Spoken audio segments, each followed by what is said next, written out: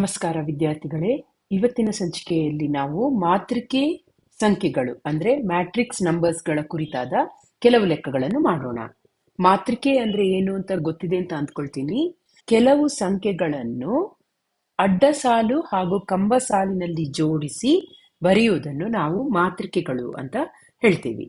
So ಇಲ್ಲಿ ಕೊಟ್ಟಿರುವ ಮಾತೃಕೆಯಲ್ಲಿ ಒಂದು ಅಂಕೆ ಬಿಟ್ಟು ಹೋಗಿರುತ್ತೆ, ಅದನ್ನು ನಾವು ಕಂಡುಹಿಡಿಬೇಕು. ಸೊ ಹೇಗೆ ಕಂಡುಹಿಡಿಯೋದು? ಈ ಎಲ್ಲಾ ಸಂಖ್ಯೆಗಳಿಗೆ ಯಾವುದೋ ಒಂದು ರೀತಿಯಲ್ಲಿ ಒಂದು ಸಂಬಂಧವನ್ನು ಕಲ್ಪಿಸಲಾಗಿರುತ್ತೆ. ಆ ಸಂಬಂಧ ಏನು ಅನ್ನೋದನ್ನು ನಾವು ಕಂಡುಹಿಡಿದು ಅದಕ್ಕೆ ಸರಿಯಾದ ಸಂಖ್ಯೆ ಯಾವುದು ಅನ್ನೋದನ್ನು ನಾವು ಕಂಡುಹಿಡಿಬೇಕು. ಅರ್ಥ ಆಯ್ತಲ್ವಾ? ಸರಿ, ಈಗ ಮೊದಲನೇ ಲೆಕ್ಕ ನೋಡೋಣ. ಇಲ್ಲಿ ಕೊಟ್ಟಿರುವ ಮಾತೃಕೆಯನ್ನು ಗಮನಿಸಿ. 2, 3, 13 ಒಂದು ಅಡ್ಡ ಸಾಲಿನಲ್ಲಿದೆ. 4, 5, 41 ಎರಡನೇ ಅಡ್ಡ ಸಾಲಿನಲ್ಲಿ, ಮೂರನೇ ಅಡ್ಡ ಸಾಲಿನಲ್ಲಿ 3, 4, ಆಮೇಲೆ ಮೂರನೇ ಅಡ್ಡ ಸಾಲಿನಲ್ಲಿ ಒಂದು ಕ್ವಶನ್ ಮಾರ್ಕ್ ಅಂತ ಇದೆ. ಸೊ ಆ ಕ್ವಶನ್ ಮಾರ್ಕ್ ಜಾಗದಲ್ಲಿ ಯಾವ ಸಂಖ್ಯೆ ಬರಬೇಕು ಅನ್ನೋದನ್ನು ನಾವೀಗ ಊಹಿಸ್ಬೇಕು. ಸೊ ಹೇಗ್ ಮಾಡೋದು? ಒಂದ್ಸಲ ಈ ಮಾತೃಕೆಯನ್ನು ಸರಿಯಾಗಿ ಗಮನಿಸಿ. ಮೊದಲನೇ ಅಡ್ಡ ಸಾಲನ್ನು ಮೊದಲು ಗಮನಿಸಿ. 2, 3, 13 ಈ ಸಂಖ್ಯೆಗಳಿಗೆ ಏನಾದ್ರೂ ಸಂಬಂಧ ಕಲ್ಪಿಸಬಹುದಾ? ಅದೇ ತರ ಎರಡನೇ ಅಡ್ಡ ಸಾಲು ಗಮನಿಸಿ. 4, 5, 41. ಸೊ ಹೇಗೆ ನಾವು ಇದನ್ನು ಮಾಡಬಹುದು? ಮೊದಲನೇ ಅಡ್ಡ ಸಾಲಿನ ಮೊದಲನೇ ಸಂಖ್ಯೆ 2, ಎರಡನೇ ಸಂಖ್ಯೆ 3 ಇದೆರಡನ್ನು ಗಮನಿಸಿದ್ರೆ ಈ ಎರಡು ಸಂಖ್ಯೆಗಳನ್ನು ಸೇರಿಸಿ ನಾವೇನಾದ್ರೂ ಮಾಡಿ ಅದನ್ನು 13 ಮಾಡಬಹುದಾ? ಆಲೋಚಿಸಿ, ಹೇಗ್ ಮಾಡಬಹುದು? ಇಲ್ಲಿ 2ರ ವರ್ಗ ಪ್ಲಸ್ 3ರ ವರ್ಗ ಮಾಡಿದ್ರೆ ನಮ್ಗೆ ಏನ್ ಸಿಗುತ್ತೆ? 2ರ ವರ್ಗ ಅಂದ್ರೆ 4, 3ರ ವರ್ಗ ಅಂದ್ರೆ 9, ಏನ್ ಬಂತು? 13 ಬಂತು ಅಲ್ವಾ? ಸೊ ಒಂದನೇ ಅಡ್ಡ ಸಾಲಿನಲ್ಲಿರುವ ಮೊದಲಿನ ಎರಡು ಸಂಖ್ಯೆಗಳು ಅಂದ್ರೆ ಅದು ಎಲ್ಲಿದೆ? ಮೊದಲನೇ ಕಂಬ ಸಾಲಿನಲ್ಲಿ, ಎರಡನೇ ಕಂಬ ಸಾಲಿನಲ್ಲಿರುವ ಮೊದಲಿನ ಎರಡು ಸಂಖ್ಯೆಗಳನ್ನು ನಾವು ವರ್ಗ ಮಾಡಿ ಅವುಗಳನ್ನು ಕೂಡಿಸಿದ್ರೆ ನಮ್ಗೆ ಏನ್ ಸಿಗುತ್ತೆ? ಮೂರನೇ ಅಂಕೆ ಸಿಗುತ್ತೆ ಅಲ್ವಾ? ಸೊ ಅದೇ ತರ ಎರಡನೇ ಅಡ್ಡ ಸಾಲನ್ನು ಗಮನಿಸಿ.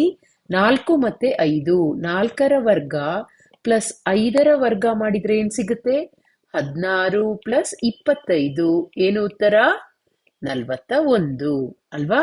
ಸೊ ಹಾಗಿದ್ರೆ ಮೂರನೇ ಅಡ್ಡ ಸಾಲಿನಲ್ಲಿ ಏನ್ ಮಾಡಬೇಕು? 3ರ ವರ್ಗ ಪ್ಲಸ್ 4ರ ವರ್ಗ ಅಂದ್ರೆ ಏನಾಯ್ತು? 9 ಪ್ಲಸ್ 16 ಅಂದ್ರೆ ಏನು ಉತ್ತರ? 25 ಅಲ್ವಾ? ಹಾಗಿದ್ರೆ ಈ ಕ್ವಶನ್ ಮಾರ್ಕ್ ಜಾಗದಲ್ಲಿ ಏನ್ ಬರ್ಬೇಕು? 25 ಅನ್ನೋ ಸಂಖ್ಯೆ ಬರ್ಬೇಕು ಅಲ್ವಾ? ಎಲ್ಲಿದೆ? ಆಯ್ಕೆ ಬಿ 25 ಅಂತ ಇದೆ. ಸೊ ಸರಿಯಾದ ಉತ್ತರ ಆಯ್ಕೆ ಬಿ. ಅರ್ಥ ಆಯ್ತಲ್ವಾ? ಇದನ್ನು ಇನ್ನೊಂದು ವಿಧಾನದಲ್ಲೂ ಮಾಡ್ಬೋದು. ಹೇಗೆ? ಈಗ ಮೊದಲನೇ ಅಡ್ಡ ಸಾಲಿನಲ್ಲಿ ಮೊದಲನೇ ಸಂಖ್ಯೆ 2, ಎರಡನೇ ಸಂಖ್ಯೆ 3 ಅಲ್ವಾ? ಇವೆರಡನ್ನು ಗುಣಿಸಿ ಏನ್ ಸಿಗುತ್ತೆ? 2, 3 6 ಅಂತ ಸಿಗುತ್ತೆ. ಇದನ್ನ ನಾನು 13 ಮಾಡ್ಬೇಕು ಅಂತಿದ್ರೆ ಏನ್ ಮಾಡ್ಬೇಕು? 6 ಗುಣಿಸು 2 ಮಾಡಿದ್ರೆ 12 ಪ್ಲಸ್ 1 ಮಾಡಿದ್ರೆ 13 ಅಂತ ಸಿಗುತ್ತೆ. ಎರಡನೇ ಅಡ್ಡ ಸಾಲಿನ 4 ಮತ್ತೆ 5 ಅದೇ ತರ ಮಾಡೋಣ. ಏನ್ ಬರುತ್ತೆ? 4, 5 20, 20 ಗುಣಿಸು 2 ಮಾಡಿದ್ರೆ 40, 40ಕ್ಕೆ 1 ಸೇರಿಸಿದ್ರೆ 41. ಅದೇ ತರ ಮೂರನೇ ಅಡ್ಡ ಸಾಲಿನ ಮೊದಲನೇ ಎರಡು ಅಂಕೆಗಳನ್ನು ಮಾಡೋಣ. ಏನ್ ಸಿಗುತ್ತೆ? 3 ಗುಣಿಸು 4 ಅಂದ್ರೆ 12, 12 ಗುಣಿಸು 2 ಅಂದ್ರೆ 24, 24ಕ್ಕೆ 1 ಸೇರಿಸಿದ್ರೆ 25 ಅಲ್ವಾ? ಸೊ ಈ ತರ ಪ್ಯಾಟರ್ನ್ ಅನ್ನು ಸಹ ನಾವು ಬಳಸಿ ನಮ್ಮ ಉತ್ತರವನ್ನು ಕಂಡುಕೊಳ್ಬಹುದು. ಓಕೆ, ಸೊ ಯಾವುದೇ ವಿಧಾನ ಅನುಸರಿಸಿದ್ರು ನಮ್ಗೆ ಸರಿಯಾದ ಉತ್ತರ ಸಿಗುತ್ತೆ. ಅರ್ಥ ಆಯ್ತಲ್ವಾ? ಸರಿ, ಮುಂದಿನ ಲೆಕ್ಕಕ್ಕೆ ಹೋಗೋಣ. ಇದರಲ್ಲಿ ಮೂರನೇ ಅಡ್ಡ ಸಾಲಿನಲ್ಲಿ ನಡುವಿನಲ್ಲಿರುವ ಸಂಖ್ಯೆ ಯಾವುದು ಅಂತ ಕೇಳಿದ್ದಾರೆ. ಸೊ ಇದನ್ನು ಹೇಗ್ ಮಾಡೋದು? ಒಂದ್ಸಲ ಈ ಮಾತೃಕೆಯಲ್ಲಿರುವ ಎಲ್ಲಾ ಸಂಖ್ಯೆಗಳನ್ನು ಗಮನಿಸಿ. ಇಲ್ಲಿ ನಡುವಿನಲ್ಲಿರುವ ಸಂಖ್ಯೆ ಕೇಳಿದ್ದಾರೆ, ಹಾಗಾಗಿ ಆ ಕಡೆ ಈ ಕಡೆ ಇರುವಂತಹ ಎರಡು ಸಂಖ್ಯೆಗಳನ್ನು ಮೊದಲು ಗಮನಿಸೋಣ. ಸೊ ಮೊದಲನೇ ಅಡ್ಡ ಸಾಲನ್ನು ಗಮನಿಸಿದ್ರೆ ಏನಿದೆ? 26 ಆಮೇಲೆ 38 ಅನ್ನೋದು ಒಂದನೇ ಮತ್ತು ಮೂರನೇ ಸಂಖ್ಯೆ ಆಗಿದೆ. ಅದನ್ನು ನಾವು ಏನಾದ್ರೂ ಮಾಡಿ ನಡುವಿನ ಸಂಖ್ಯೆ 32 ಮಾಡಬಹುದಾ? ಆಲೋಚಿಸಿ. ಈ ಎರಡೂ ಸಂಖ್ಯೆಗಳನ್ನು ಕೂಡ್ಸೋಣ. ಏನ್ ಸಿಗುತ್ತೆ? 26 ಪ್ಲಸ್ 38 ಮಾಡಿದ್ರೆ ಏನ್ ಸಿಗುತ್ತೆ? ನಮ್ಗೆ 64 ಸಿಗುತ್ತೆ ಅಲ್ವಾ? ಈಗ ಈ 64 32 ಮಾಡ್ಬೇಕಿದ್ರೆ ಏನ್ ಮಾಡ್ಬೇಕು? ಭಾಗಿಸು 2 ಮಾಡ್ಬೇಕು. ನಮ್ಗೆ ಆಗ 32 ಸಿಗುತ್ತೆ ಅಲ್ವಾ? ಅದೇ ತರ ಎರಡನೇ ಅಡ್ಡ ಸಾಲನ್ನು ಗಮನಿಸಿ. ಮೊದಲನೇ ಸಂಖ್ಯೆ 13, ಮೂರನೇ ಸಂಖ್ಯೆ 25. ಇವೆರಡನ್ನು ಕೂಡಿಸಿದ್ರೆ ಏನ್ ಬಂತು? 25 ಕೂಡಿಸು 13 ಅಂತ ಅಂದ್ರೆ 38 ಬಂತು. ಇದನ್ನು 2ರಿಂದ ಭಾಗಿಸಿದ್ರೆ ಏನ್ ಸಿಗುತ್ತೆ? 19 ಅಲ್ವಾ? ಸೊ ಹಾಗಿದ್ರೆ ಮೂರನೇ ಅಡ್ಡ ಸಾಲಿನಲ್ಲಿ ಹಾಗಿದ್ರೆ ಏನಾಗತ್ತೆ? 24 ಪ್ಲಸ್ 36 ಎಷ್ಟು ಬರುತ್ತೆ? ನಮ್ಗೆ 60 ಬರುತ್ತೆ. ಭಾಗಿಸು 2 ಮಾಡಿದ್ರೆ 30 ಅಂತ ಬರುತ್ತೆ. ಹಾಗಿದ್ರೆ ಕ್ವಶನ್ ಮಾರ್ಕ್ ಇದ್ದ ಜಾಗದಲ್ಲಿ ಯಾವ ಸಂಖ್ಯೆ ಬರುತ್ತೆ? 30 ಅನ್ನೋ ಸಂಖ್ಯೆ ಬರುತ್ತೆ. ಸರಿ, ಹಾಗಿದ್ರೆ 30 ಅನ್ನೋ ಉತ್ತರ ಎಲ್ಲಿದೆ? ಆಪ್ಷನ್ ಎ ಯಲ್ಲಿ 30 ಅನ್ನೋ ಉತ್ತರ ಇದೆ. ಅರ್ಥ ಆಯ್ತಲ್ವಾ? ಸರಿ, ಮುಂದಿನ ಲೆಕ್ಕ ಮಾಡೋಣ. ಈ ಮೂರನೇ ಲೆಕ್ಕ ಗಮನಿಸಿ. ಇಲ್ಲಿ 5 7 36, 11 5 64, 9 1, ಆಮೇಲೆ ಪ್ರಶ್ನಾರ್ಥಕ ಚಿಹ್ನೆ ಇದೆ ಅಲ್ವಾ? ಈಗ ಮೂರನೇ ಕಂಬ ಸಾಲಿನಲ್ಲಿ ಇರುವಂತಹ ಸಂಖ್ಯೆಗಳನ್ನು ಒಮ್ಮೆ ನಾವು ಗಮನಿಸಿದ್ರೆ ಈ ಎರಡು ಸಂಖ್ಯೆಗಳು ಏನಾಗಿವೆ? ಇವೆರಡು ವರ್ಗ ಸಂಖ್ಯೆಗಳು ಅಲ್ವಾ? ಯಾವುದ್ರ ವರ್ಗ? 36 ಅನ್ನೋದು 6ರ ವರ್ಗ, 64 ಅನ್ನೋದು 8ರ ವರ್ಗ. ಹಾಗಿದ್ರೆ ಮೂರನೇ ಸಂಖ್ಯೆ ಸಹ ನಮ್ಗೆ ಒಂದು ವರ್ಗ ಸಂಖ್ಯೆನೇ ಸಿಗುತ್ತೆ ಅಲ್ವಾ? ಓಕೆ, ಈಗ ಮೊದಲನೇ ಅಡ್ಡ ಸಾಲನ್ನು ಗಮನಿಸಿದ್ರೆ ನಾವು 6ರ ವರ್ಗ ಬರ್ಬೇಕು ಅಲ್ವಾ? 5 7 ಬಳಸಿ ನಾವು 6ರ ವರ್ಗ ಮಾಡಬೇಕು. ಸೊ ಹೇಗ್ ಮಾಡೋದು? ಮೊದಲನೇ ಮತ್ತು ಎರಡನೇ ಸಂಖ್ಯೆಯನ್ನು ಬಳಸಿ 6ರ ವರ್ಗ ಮಾಡಬೇಕು. ಸೊ 5 ಮತ್ತು 7 ಕೂಡ್ಸೋಣ. ಏನ್ ಸಿಗುತ್ತೆ? 12 ಸಿಗುತ್ತೆ ಅಲ್ವಾ? 12 6 ಮಾಡ್ಬೇಕು ಅಂತಿದ್ರೆ ಏನ್ ಮಾಡ್ಬೇಕು? 2ರಿಂದ ಭಾಗಿಸ್ಬೇಕು. 6 ಬರುತ್ತೆ. 6ರ ವರ್ಗ 36. ಅದು ನಮ್ಗೆ ಮೂರನೇ ಸಂಖ್ಯೆ ಅಲ್ವಾ? ಸೊ ಎರಡನೇ ಅಡ್ಡ ಸಾಲನ್ನು ಗಮನಿಸೋಣ. ಅದರಲ್ಲೂ ಹಾಗೆ ಬರುತ್ತಾ ಅಂತ ಚೆಕ್ ಮಾಡೋಣ. 11 ಇದೆ, 5 ಇದೆ, ನಮ್ಗೆ 64 ಇದೆ. 64 ಅಂದ್ರೆ 8ರ ವರ್ಗ ಬರ್ಬೇಕು. ಏನ್ ಮಾಡೋಣ? 11 ಮತ್ತು 5 ಕೂಡ್ಸೋಣ. 16 ಬರುತ್ತೆ. 16 2ರಿಂದ ಭಾಗಿಸಿದ್ರೆ 8 ಬರುತ್ತೆ. 8 ವರ್ಗ ಮಾಡಿದ್ರೆ 64 ಬರುತ್ತೆ ಅಲ್ವಾ? ಹಾಗಿದ್ರೆ ಮೂರನೇ ಅಡ್ಡ ಸಾಲಿನಲ್ಲಿರುವ ಮೊದಲಿನ 2 ಅಂಕೆಗಳನ್ನು ಅದೇ ತರ ಮಾಡಬೇಕು. ಏನ್ ಮಾಡ್ಬೇಕು? 9 ಪ್ಲಸ್ 1 ಮಾಡಬೇಕು. 10 ಬರುತ್ತೆ. 10 2ರಿಂದ ಭಾಗಿಸ್ಬೇಕು. 5 ಬರುತ್ತೆ. 5 ವರ್ಗ ಮಾಡಿದ್ರೆ ಮೂರನೇ ಸಂಖ್ಯೆ ಬರುತ್ತೆ. 5ರ ವರ್ಗ ಎಷ್ಟು? 25. ಇದು ನಮ್ಮ ಮೂರನೇ ಸಂಖ್ಯೆ. ಎಲ್ಲಿದೆ? ಆಪ್ಷನ್ ಸಿ ಸರಿಯಾದ ಉತ್ತರ. ಅರ್ಥ ಆಯ್ತಲ್ವಾ? ಸರಿ, ಹಾಗಿದ್ರೆ ಮುಂದಿನ ಲೆಕ್ಕ ಮಾಡೋಣ. ಈ ಲೆಕ್ಕವನ್ನು ಗಮನಿಸಿ. ಇಲ್ಲೂ ಸಹ ಮೊದಲನೇ ಹಾಗೂ ಎರಡನೇ ಅಡ್ಡ ಸಾಲಿನ ಮೂರು ಸಂಖ್ಯೆಗಳನ್ನು ಕೊಟ್ಟಿದ್ದಾರೆ. ಮೂರನೇ ಅಡ್ಡ ಸಾಲಿನ ಕೊನೆಯ ಸಂಖ್ಯೆಯ ಬದಲು ಕ್ವಶನ್ ಮಾರ್ಕ್ ಇದೆ. ಸೊ ಈಗ ನಾವು ಅದಕ್ಕೆ ಸರಿಯಾದ ಸಂಖ್ಯೆಯನ್ನು ಕಂಡುಹಿಡಿಬೇಕು. ಸೊ ಇದನ್ನು ಗಮನಿಸಿದ್ರೆ ಬಹಳ ಸುಲಭವಾಗಿದೆ. ನಾವು ಆದಷ್ಟು ಏನ್ ಮಾಡಬೇಕು ಅಂದ್ರೆ ಈ ಅಡ್ಡ ಸಾಲಾಗ್ಲಿ ಕಂಬ ಸಾಲಾಗ್ಲಿ ಸಂಖ್ಯೆಗಳನ್ನು ಮೊದಲು ಕೂಡ್ಸೋದು ಕಳೆಯೋದು ಮಾಡಿ ಏನಾದ್ರೂ ಸಂಬಂಧ ಇದೆಯಾ ಅನ್ನೋದನ್ನು ಪರೀಕ್ಷಿಸಬೇಕು. ಸೊ ಈಗ ಮೊದಲು ನಾವು ಮೊದಲನೇ ಅಡ್ಡ ಸಾಲನ್ನು ತೆಗೆದುಕೊಳ್ಳೋಣ. ಮೊದಲನೇ ಅಡ್ಡ ಸಾಲಿನಲ್ಲಿರುವ ಸಂಖ್ಯೆಗಳು ಯಾವುದೆಲ್ಲ? 25, 11 ಹಾಗೂ 6 ಅಲ್ವಾ? ಈಗ ಮೊದಲನೇ ಎರಡು ಸಂಖ್ಯೆ 25 ಮತ್ತೆ 11 ಕೂಡ್ಸೋಣ. ಏನ್ ಸಿಗುತ್ತೆ? 36 ಸಿಗುತ್ತೆ. ಈ 36 ಮೂರನೇ ಸಂಖ್ಯೆ 6 ಮಾಡ್ಬೇಕು ಅಂತಿದ್ರೆ ಏನ್ ಮಾಡ್ಬೇಕು? 36ರ ವರ್ಗಮೂಲ ತೆಗಿಬೇಕು ಅಲ್ವಾ? ಅದೇ ತರ ಎರಡನೇ ಅಡ್ಡ ಸಾಲನ್ನು ಗಮನಿಸಿ. 35 ಪ್ಲಸ್ 29 ಮಾಡೋಣ. ಏನ್ ಸಿಗುತ್ತೆ? 35 ಮತ್ತು 29 ಕೂಡ್ಸಿದ್ರೆ 64 ಸಿಗುತ್ತೆ. ಅದು ನಮ್ಗೆ 8 ಆಗ್ಬೇಕು ಅಂತಿದ್ರೆ ಏನ್ ಮಾಡ್ಬೇಕು? ಅದರ ವರ್ಗಮೂಲ ತೆಗಿಬೇಕು ಅಲ್ವಾ? ಹಾಗಿದ್ರೆ ಮೂರನೇ ಅಡ್ಡ ಸಾಲಲ್ಲಿ ಏನಾಗತ್ತೆ? 46 ಪ್ಲಸ್ 35 ಅಂತ ಆಗತ್ತೆ ಅಲ್ವಾ? 46 ಮತ್ತು 35 ಕೂಡಿದ್ರೆ ಏನ್ ಸಿಗುತ್ತೆ? 81. ಅದರ ವರ್ಗಮೂಲ ತೆಗೆದ್ರೆ ಏನ್ ಸಿಗುತ್ತೆ? 9 ಅಲ್ವಾ? ಹಾಗಿದ್ರೆ ಸರಿಯಾದ ಉತ್ತರ ಯಾವುದು? 9 ಎಲ್ಲಿದೆ? ಆಪ್ಷನ್ ಎ 9 ಅಂತ ಇದೆ. ಸರಿಯಾದ ಉತ್ತರ ಆಪ್ಷನ್ ಎ 9 ಅಲ್ವಾ? ಈಗ 5ನೇ ಲೆಕ್ಕ ಮಾಡೋಣ. ಇಲ್ಲಿ ಮೊದಲನೇ ಅಡ್ಡ ಸಾಲಿನಲ್ಲಿ ನಡುವಿನ ಸಂಖ್ಯೆ ಯಾವುದು ಅಂತ ಕೇಳಿದ್ದಾರೆ ಅಲ್ವಾ? ಸೊ ಇವಾಗ ಇಲ್ಲಿ ಕೊಟ್ಟಿರುವಂತಹ ಮಾತೃಕೆಯಲ್ಲಿ ಎಲ್ಲ ಸಂಖ್ಯೆಗಳ ನಡುವೆ ಯಾವ ಥರ ಸಂಬಂಧ ಇದೆ ಅನ್ನೋದನ್ನು ಒಂದ್ಸಲ ಗಮನಿಸೋಣ. ಈಗ ಅಡ್ಡ ಸಾಲನ್ನು ಗಮನಿಸಿದರೆ ಯಾವುದೇ ಥರದ ಸಂಬಂಧಗಳು ಸಿಗ್ತಾ ಇಲ್ಲ ಅಲ್ವಾ? ಈಗ 3ನೇ ಅಡ್ಡ ಸಾಲು ಗಮನಿಸಿದರೆ ಇಲ್ಲಿ 24, 13 ಇದೆ, ಆದರೆ ಇಲ್ಲಿ 36 ಆದರೆ ಆಗಲ್ಲ. ಸೊ ನಾವು ಅಡ್ಡ ಸಾಲಿನ ಬದಲು ಕಂಬ ಸಾಲನ್ನು ಒಮ್ಮೆ ಗಮನಿಸೋಣ. ಕಂಬ ಸಾಲು ಅಂದರೆ 20, 14, 24 ಈ ಸಂಖ್ಯೆಗಳನ್ನು, ಹಾಗೂ 3ನೇ ಕಂಬ ಸಾಲು 40, 16, 36 ಈ 2 ಕಂಬ ಸಾಲುಗಳನ್ನು ಗಮನಿಸೋಣ. ಮೊದಲನೇ ಕಂಬ ಸಾಲು 20, 14, 24 ಅಲ್ವಾ? ಸೊ ಇವಾಗ ಯಾವ ಥರ ಸಂಬಂಧ ಇದೆ ಅನ್ನೋದನ್ನೊಮ್ಮೆ ಗಮನಿಸಿದ್ರೆ, ಈ 3ನೇ ಸಂಖ್ಯೆಯಿಂದ 2ನೇ ಸಂಖ್ಯೆಯನ್ನು ಕಳೆದ್ರೆ ಏನಾಗುತ್ತೆ? ಕಳೆದ್ರೆ 10 ಸಿಗುತ್ತೆ ಅಲ್ವಾ? ಸೊ 24 ಕಳೆ 14 ಮಾಡಿದ್ರೆ ನಮಗೆ 10 ಸಿಗುತ್ತೆ. ಈ 10ಕ್ಕೆ 2ರಿಂದ ಗುಣಿಸಿದ್ರೆ ನಮ್ಗೆ ಏನ್ ಸಿಗುತ್ತೆ? 10ಕ್ಕೆ 2ರಿಂದ ಗುಣಿಸಿದ್ರೆ ಮೊದಲನೇ ಸಂಖ್ಯೆ 20 ಅನ್ನೋದು ಸಿಗುತ್ತೆ ಅಲ್ವಾ?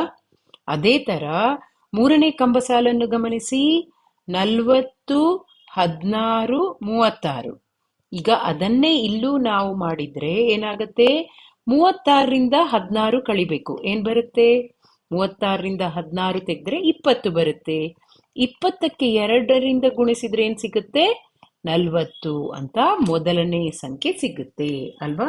ಹಾಗಿದ್ರೆ ಇದೇ ಲಾಜಿಕ್ ಅನ್ನು ನಡುವಿನ ಕಂಬ ಸಾಲಿಗೂ ನಾವು ಬಳಸಿದ್ರೆ ಹೇಗ್ ಮಾಡ್ಬೋದು? 13 ಕಳೆ 5 ಮಾಡಿದ್ರೆ ನಮ್ಗೆ ಎಷ್ಟು ಬರುತ್ತೆ? 13ರಿಂದ 5 ತೆಗೆದ್ರೆ 8, 8ಕ್ಕೆ 2ರಿಂದ ಗುಣಿಸಿದ್ರೆ ಏನ್ ಸಿಗುತ್ತೆ? 16 ಅಂತ ಸಿಗುತ್ತೆ. ಹಾಗಿದ್ರೆ ಪ್ರಶ್ನಾರ್ಥಕ ಚಿಹ್ನೆ ಇದ್ದಲ್ಲಿ ಏನನ್ನು ಹಾಕ್ಬೇಕು? 16 ಅನ್ನೋ ಸಂಖ್ಯೆ ಹಾಕ್ಬೇಕು ಅಲ್ವಾ? ಸೊ ಹಾಗಿದ್ರೆ ಉತ್ತರ ಆಪ್ಷನ್ ಬಿ 16. ಅರ್ಥ ಆಯ್ತಲ್ವಾ? ಸರಿ, ಮುಂದಿನ ಲೆಕ್ಕ ನೋಡೋಣ. ಇಲ್ಲಿ ಮೊದಲನೇ ಕಂಬ ಸಾಲಿನಲ್ಲಿ ಕೊನೆಯ ಸಂಖ್ಯೆ ಏನು ಅಂತ ನಾವು ಕಂಡುಹಿಡಿಬೇಕು. ಸೊ ಹೇಗ್ ಮಾಡೋದು? ಇಲ್ಲಿ ಅಡ್ಡ ಸಾಲು ಹಾಗೂ ಕಂಬ ಸಾಲುಗಳನ್ನು ಸರಿಯಾಗಿ ಗಮನಿಸಿ. ಈಗ ಮೊದಲನೇ ಕಂಬ ಸಾಲಿನ ಕೊನೆಯ ಸಂಖ್ಯೆ ನಾವು ಕಂಡುಹಿಡಿಬೇಕು. ಆದ ಕಾರಣ 2ನೇ ಮತ್ತು 3ನೇ ಕಂಬ ಸಾಲುಗಳನ್ನು ಒಂದ್ಸಲ ಅಬ್ಸರ್ವ್ ಮಾಡೋಣ. ಸೊ ಏನು ಇಲ್ಲಿ ಸಂಬಂಧ ಇದೆ ಅಂತ ಆಲೋಚಿಸಿದ್ರೆ, ಇಲ್ಲಿ 9, 4, 25 ಅಂತ ಇದೆ. ಈಗ 9 ಮತ್ತು 4 ಬಳಸಿ ನಾವು 25 ಮಾಡ್ಬೋದಾ? 9 ಮತ್ತೆ 4 ಬಳಸಿ 25 ಆಗ್ಬೇಕು ಅಂತಿದ್ರೆ ಏನ್ ಮಾಡ್ಬೇಕು? 9ರಿಂದ 4 ಕಳಿಬೇಕು. ಏನ್ ಬರುತ್ತೆ? 5 ಅಂತ ಬರುತ್ತೆ. 5 ಏನ್ ಮಾಡಿದ್ರೆ 25 ಬರುತ್ತೆ? 5 ವರ್ಗ ಮಾಡಿದ್ರೆ 25 ಬರುತ್ತೆ ಅಲ್ವಾ? ಅದೇ ತರ 3ನೇ ಕಂಬ ಸಾಲು ಮಾಡೋಣ. 13ರಿಂದ 7 ತೆಗೆದ್ರೆ ಏನ್ ಸಿಗುತ್ತೆ? 6 ಸಿಗುತ್ತೆ. 6 ವರ್ಗ ಮಾಡಿದ್ರೆ ಏನ್ ಸಿಗುತ್ತೆ? 36 ಅನ್ನೋ ಸಂಖ್ಯೆ ಸಿಗುತ್ತೆ ಅಲ್ವಾ? ಸೊ ಇದನ್ನೇ ನಾವು ಮೊದಲನೇ ಕಂಬ ಸಾಲಿಗೂ ಅಪ್ಲೈ ಮಾಡಿದ್ರೆ ಏನಾಗುತ್ತೆ? 15ರಿಂದ 8 ತೆಗೆದ್ರೆ ಏನ್ ಸಿಗುತ್ತೆ? 7. 7 ವರ್ಗ ಮಾಡಿದ್ರೆ ಏನ್ ಸಿಗುತ್ತೆ? 49 ಅಲ್ವಾ? ಹಾಗಿದ್ರೆ ಸರಿಯಾದ ಉತ್ತರ ಏನು? 49 ಎಲ್ಲಿದೆ? ಆಪ್ಷನ್ ಸಿ ಸರಿಯಾದ ಉತ್ತರ. ಅರ್ಥ ಆಯ್ತಲ್ವಾ? ಸರಿ, ಮುಂದಿನ ಲೆಕ್ಕಕ್ಕೆ ಹೋಗೋಣ. ಇಲ್ಲಿ 2ನೇ ಅಡ್ಡ ಸಾಲಿನ 3ನೇ ಸಂಖ್ಯೆ ಏನು ಅಂತ ಕೇಳಿದ್ದಾರೆ ಅಲ್ವಾ? ಸೊ ಹಾಗಿದ್ರೆ ಹೇಗ್ ಮಾಡೋದು? ಈ ಮಾತೃಕೆಯಲ್ಲಿ ಸಂಖ್ಯೆಗಳ ನಡುವೆ ಯಾವ ತರ ಸಂಬಂಧ ಇದೆ ಒಂದ್ಸಲ ಆಲೋಚಿಸಿ. ಈಗ 2ನೇ ಅಡ್ಡ ಸಾಲಿನ ಸಂಖ್ಯೆ ಕಂಡು ಹಿಡಿಬೇಕು. ಅದಕ್ಕೋಸ್ಕರ ಮೊದಲನೇ ಅಡ್ಡ ಸಾಲು ಹಾಗೂ 3ನೇ ಅಡ್ಡ ಸಾಲಿನ ಸಂಖ್ಯೆಗಳನ್ನೊಮ್ಮೆ ಗಮನಿಸೋಣ. ಸೊ ಮೊದಲನೇ ಅಡ್ಡ ಸಾಲಿನಲ್ಲಿ ಏನೆಲ್ಲ ಇದೆ? 1 ಇದೆ, 2 ಇದೆ, 5 ಇದೆ ಅಲ್ವಾ? ಸೊ 1 ಮತ್ತೆ 2 ಬಳಸಿ ಅದು 5ಕ್ಕೆ ಸಮ ಆಗುವ ಹಾಗೆ ಹೇಗ್ ಮಾಡ್ಬೋದು ಆಲೋಚಿಸಿ. 5 ಅಂದ್ರೆ 1 ಮತ್ತೆ 2 ಕೂಡ್ಸಿದ್ರೆ 3 ಬರುತ್ತೆ. ಅದರ ಬದಲು 1ರ ವರ್ಗ ಪ್ಲಸ್ 2ರ ವರ್ಗ ಮಾಡಿದ್ರೆ ಏನ್ ಸಿಗುತ್ತೆ? 5 ಅಂತ ಬರುತ್ತೆ ಅಲ್ವಾ? ಅದೇ ತರ 3ನೇ ಅಡ್ಡ ಸಾಲು ಗಮನಿಸಿ. ಅಲ್ಲಿ 3ನೇ ಸಂಖ್ಯೆ ದೊಡ್ಡ ಸಂಖ್ಯೆ ಇದೆ ಅಲ್ವಾ? ಸೊ 12 ಮತ್ತು 10 ಇವುಗಳೆರಡರ ವರ್ಗ ಮಾಡಿದ್ರೆ ಏನ್ ಸಿಗುತ್ತೆ? 12ರ ವರ್ಗ 144 ಪ್ಲಸ್ 10ರ ವರ್ಗ 100. ಅದು ಯಾವುದಕ್ಕೆ ಸಮ? 244ಕ್ಕೆ ಸಮ ಅಲ್ವಾ? ಹಾಗಿದ್ರೆ ನಮ್ಗೆ ಬೇಕಾಗಿರುವ ಸಂಖ್ಯೆ ಕಂಡು ಹಿಡಿಬೇಕಿದ್ರೆ ಏನ್ ಮಾಡ್ಬೇಕು? 9ರ ವರ್ಗ ಪ್ಲಸ್ 6ರ ವರ್ಗ ಅಂದ್ರೆ ಏನು? 9 81 ಪ್ಲಸ್ 6 36. ಸೊ ಏನ್ ಉತ್ತರ ಸಿಗುತ್ತೆ? 117 ಅಂತ ಸಿಗುತ್ತೆ ಅಲ್ವಾ? ಸೊ ಈ ಉತ್ತರ ಎಲ್ಲಿದೆ? ಆಪ್ಷನ್ ಬಿ ಯಲ್ಲಿದೆ. ಸೊ ಆಪ್ಷನ್ ಬಿ 117 ಸರಿಯಾದ ಉತ್ತರ. ಅರ್ಥ ಆಯ್ತಲ್ವಾ? ಸರಿ, ಈಗ ಇವತ್ತಿನ ಸಂಚಿಕೆಯ ಕೊನೆಯ ಲೆಕ್ಕ ಮಾಡೋಣ. ಇಲ್ಲಿ 2ನೇ ಅಡ್ಡ ಸಾಲಿನ ಕೊನೆಯ ಸಂಖ್ಯೆ ಎಷ್ಟು ಅಂತ ಕೇಳಿದ್ದಾರೆ ಅಲ್ವಾ? ಸೊ ಹೇಗ್ ಮಾಡೋದು? ಎಲ್ಲಾ ಸಂಖ್ಯೆಗಳನ್ನೊಮ್ಮೆ ಗಮನಿಸಿ, ಅಡ್ಡ ಸಾಲನ್ನು ಕಂಬ ಸಾಲನ್ನು ಪರಿಶೀಲಿಸಿ. ಇಲ್ಲಿ ಇದನ್ನು ಹೇಗೆ ಕಂಡುಹಿಡಿಯೋದು? ಇಲ್ಲಿ ಮೊದಲನೇ ಕಂಬ ಸಾಲನ್ನು ತೆಗೆದುಕೊಳ್ಳೋಣ. ಏನ್ ಬರುತ್ತೆ? 2 4 8 ಅಲ್ವಾ? ಈಗ ಇದನ್ನು ಗಮನಿಸಿದ್ರೆ 2 4 8 ಅಂತ ಸಿಗುತ್ತೆ. ಆದ್ರೆ 2ನೇ ಕಂಬ ಸಾಲನ್ನು ಗಮನಿಸಿದ್ರೆ ಅಲ್ಲಿ 5 5 25 ಬರಬೇಕು. ಆದ ಕಾರಣ 2 4 8 ಇಲ್ಲಿ ಕರೆಕ್ಟ್ ಅಂತ ಆದ್ರೂ ಇಲ್ಲಿ 5 5 25 ಬರಬೇಕು. ಆದ ಕಾರಣ ಅದು ಆಗಲ್ಲ ಅಲ್ವಾ? ಹಾಗಿದ್ರೆ ಬೇರೆ ಯಾವ ಸಂಬಂಧ ಇಲ್ಲಿ ಬಳಸಿದ್ದಾರೆ? ಸ್ವಲ್ಪ ಆಲೋಚಿಸಿ. ಇಲ್ಲಿ 2 4 8 ಅಂತ ಇದೆ. ಈಗ ಇಲ್ಲಿ 5 5 5 ಅಂತ ಇದೆ. ಸೊ ಈ ತರ ಬರ್ಬೇಕು ಅಂತಿದ್ರೆ ಯಾವ ತರದ ಲಾಜಿಕ್ ಬಳಸ್ಬೇಕು?